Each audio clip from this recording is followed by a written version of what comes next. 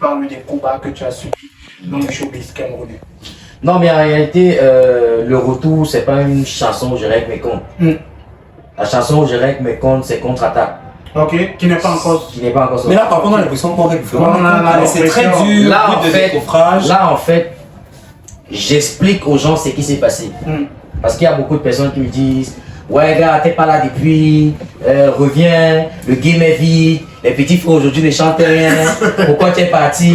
Bon, c'est toi qui dis beaucoup plus que les petits frères ne chantent rien. Non. Non, il y a des gens qui la différence, c'est que moi, je le dis sur internet et à haute voix. Ok. Tu vois un peu ce que je veux dire?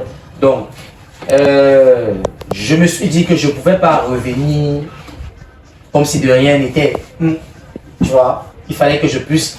Il y a quand même quelques personnes qui sont fans de ma musique. Ces personnes-là méritent quand même de savoir ce qui s'est un peu passé. Et je rappelle que c'est une chanson que j'ai écrite depuis. J'ai écrit la chanson en 2019. Et dans cette chanson, mon ex-manager que tu connais, qui s'appelle. Il était encore vivant. Donc du coup. Gabriel Mondi. Voilà. Donc du coup, la chanson est écrite depuis. Ok. Voilà. Donc la chanson est écrite depuis. C'est juste que j'ai jamais réellement trouvé le temps d'enregistrer, trouver le temps de faire le clip, jusqu'à ce que j'arrive à avoir un petit congé technique de, je pensais 2 mois, mais finalement ça n'a même pas duré 2 semaines. Donc du coup, j'ai profité pour enregistrer des chansons. Et maintenant, en fonction de mon temps libre, je vais faire des clips. Mais sincèrement, je ne m'attends pas à sortir un son et Brice on m'appelle partout. Là, ce que je fais, c'est vraiment parce que il y a la passion, il y a des gens qui aiment bien ma musique. On a dit qu'il y a déjà l'argent quelque part. Non, j'ai un peu faim, je mange il y a 3 fois par jour. On va parler de ça. Et je veux savoir, moi honnêtement la chanson, on écoutait là tout à l'heure, moi j'ai aimé. Moi j'ai aimé le flow. Moi s'il y a du texte, c'est un peu comme je le disais tout à l'heure, bout de décoffrage, c'est très dur, c'est très incisif. Mais il y a du texte, au moins on exprime, c'est dans les basiques du rap. D'exprimer ce qu'on ressent, il dit clairement ce qu'il pense, ce qu'il a dans le cœur, c'est-à-dire que la rage se ressent même dans l'intonation de sa voix. Mais est-ce qu'il y a des mots quand même qui sont durs? Est-ce que vous pensez à... LG pense à comment dire ça? À clipper. Déjà. Est-ce qu'il pense que ça va être diffusé dans les chaînes de radio, télé? Parce que là, on diffuse à 22h. Non, déjà, le clip il est soft. Et en réalité, cette chanson-ci n'a pas été produite pour être diffusée partout. Ceci explique cela. Faut qu'on se comprenne en fait. Cette chanson-ci a été produite pour que les gens qui me suivent sache ce qui s'est passé. Pas les gens qui ne me suivent pas. C'est très intimiste, on va dire. C'est vraiment un rapport. Je peux pas te dire où j'étais avant de venir si tu ne me connais même pas. Voilà, donc il faut qu'on... Mais dans cette chanson... Donc c'est vraiment une dédicace à ceux-là qui vous suivent. Maintenant, qui sont avec vous. Sur la suite des chansons comme Petite Sœur, qui... J'ai été obligé de vite faire la chanson, de vite enregistrer la chanson et peut-être de faire le clip ce mois avec l'histoire de Bobda. Parce que la chanson est écrite depuis. Donc du coup, avec l'histoire, je me suis dit, attends, j'aurais dû chanter cette chanson depuis. Tu vois? Et il y a une chanson comme Faut quitter dedans, où je fais comprendre aux filles qu'il y a un type de relation dans laquelle, si tu vois, sors. Tu vois? Donc, là, ce sont des chansons pour tout le monde. Par contre, cette chanson-ci particulièrement, c'est pour ceux qui te connaissent. C'est pour les games. Et on parlait tout à l'heure de ton ancien manager, Gabriel Mondi.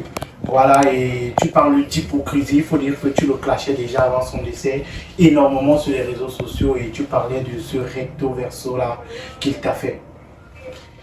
Non, mais comme on dit, il est parti, c'est parti, tu vois. Mais est-ce que ça fait quelque chose déjà de son départ? Parce qu'au-delà de tout, c'est quelqu'un avec qui vous avez partagé quand même. Mais sincèrement, les premiers jours, ça m'a rien fait. Tu vois, parce que il faut être honnête. Il faut être honnête. Je pense qu'il y a beaucoup de personnes ne peuvent pas comprendre. Je connais des gars qui m'ont appelé, m'ont dit, gars, on doit aller au hôtel, il faut cotiser, est-ce qu'il cotise pas? Tu vois, il dit non. Il m'a fait la même chose, je lui ai dit non. Toi, la relation que j'avais avec lui et la relation que tu avais avec lui, c'était pas la même chose. Tu vois, j'ai pris, on m'a dit littéralement, j'ai pris des coups. Où on m'a dit, je ne veux plus que tu marches avec le gars là, sinon il doit faire avec toi. Il dit que mieux tu dois faire moi. Et ça, je comprends un peu le truc. Ouais, je vois. Sans compter les fois où tous les spectacles où on battait, je retirais mon argent personnel pour dire que tu es mon gars, sinon pas. Ah, son tour même partager mes flyers, il ne partageait pas. Que j'écris, j'envoie le flyer, gars, à partage. Pendant 3 semaines. J'appelle, il ne dépose pas. Tu comprends? Donc du coup, mais par la suite, j'ai commencé à me rappeler quand je rentre, je vois encore les photos, et je dis que ouais, mon partenaire. Tu vois? Et sincèrement, quand je m'apprêtais à clipper le son-ci, je disais au gars que j'aime mal qu'il soit parti. Et tu l'avais dit d'ailleurs à quand il est décédé, voilà, que tu as très mal parce que tu t'apprêtais à lui faire du sale. Donc du coup, bah... Bon, disons que c'est la vie. C'est la vie et puis on passe à autre chose et on apprend des leçons. Je pense que lui-même, s'il savait qu'il devait partir, il devait se battre pour aider ses problèmes avec tout le monde. Avec tout le monde, effectivement. Voilà, donc, et je pense qu'après ça, il y a beaucoup, je connais des gars comme Archimède maintenant qui ont eu des problèmes avec d'autres gars de son entourage. Pas forcément avec lui, tu vois. Mais quand on s'est réunissait entre nous, on s'est dit, gars, il y a des problèmes avec un gars là, mieux il appelle, on règle ça. Décidément, ça veut dire que vous tous, finalement, vous en sortez bien parce qu'Archimède aussi. Ça va aller c'est justement ce que j'ai commencé à exprimer depuis un certain temps sur internet aux petits frères qui viennent de commencer la musique. Ils ne vont pas briser.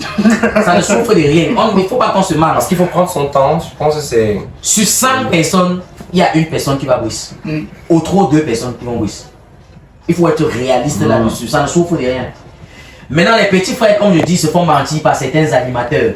Parce qu'ils vont te dire, non, petit, ton son, si ça va marcher. Bon, après, nous, on est animateurs. Bon, lui, il peut être témoin que moi, je suis pas souvent très dynamique. Non, je connais. Il y a mon gars sur France Sylvestre. Yaouvi. Lui, il est champion pour encourager les petits frères. Non, je ne sais pas. Non, je m'entends bien avec lui. Je l'aime beaucoup, mais je ne voulais pas. Donc, je suis pas. Non, c'est mon pote. Attends, c'est mon pote. Oui. On n'a pas un problème en particulier. On n'a pas de problème. Mais vous ne vous entendez pas sur cet aspect-là. Oui, justement, sur cet aspect-là, on s'entend pas. Ça veut pas que tu connais pas les amis. Parce que moi, je pense que il faut être dur aussi parfois. C'est dans ça qu'on va. Je me rappelle quand j'étais à Sono Live. Je disais à Bad Nova que gars, la FGU, on a Polytech. Là, on est là, gars, va continuer ton school. Le game, ça va pas nous amener quelque part. Il n'a pas compris. Après, il a compris. Il a traîné avec Sono Live jusqu'à ce qu'il se rende compte par ses propres yeux que ça ne pouvait pas l'amener nulle part. Il est rentré, fini.